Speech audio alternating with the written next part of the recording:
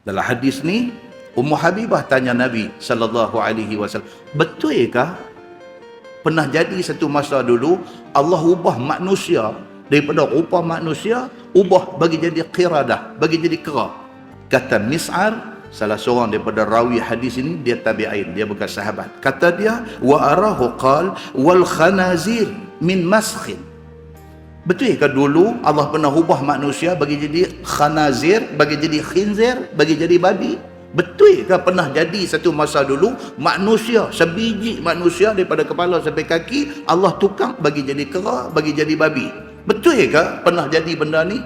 Faqala Rasulullah sallallahu alaihi wasallam, Nabi jawab, Nabi kata, innallaha lam yaj'al limaskhin naslan wala aqiban.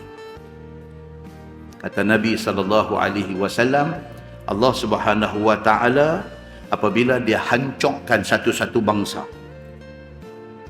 Allah bila dia marah dekat mana-mana hamba dia dan Allah jatuhkan hukuman kepada mereka, Allah jadikan mereka ni rupa kera ataupun Allah jadikan mereka ni rupa babi dan sebagainya, Allah Subhanahu wa taala tidak akan adakan keturunan mereka. Nabi kata macam tu. Maksud dia apa? Nabi nak abang kata, yes, ada umat dulu yang Allah ubah bagi jadi kera, umat dulu Allah ubah bagi jadi babi, tetapi Allah Subhanahu wa taala bila dia jatuhkan hukum kepada satu-satu hamba dia bertukar jadi kera bagi jadi babi, Allah tidak akan biarkan mereka yang berubah jadi kera jadi babi ini mempunyai keturunan.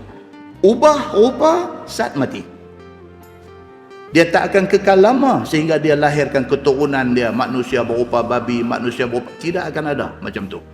Wa qad kanat al-qiradatu wal khanazir qabla zalik. Nabi kata, tapi cerita kera dengan babi ni lama dah ada. Nabi kata, bukan babi kera ada tu daripada asal manusia, no. Depa ni memang babi pada dulu dah, depa ni memang kera pada dulu dah.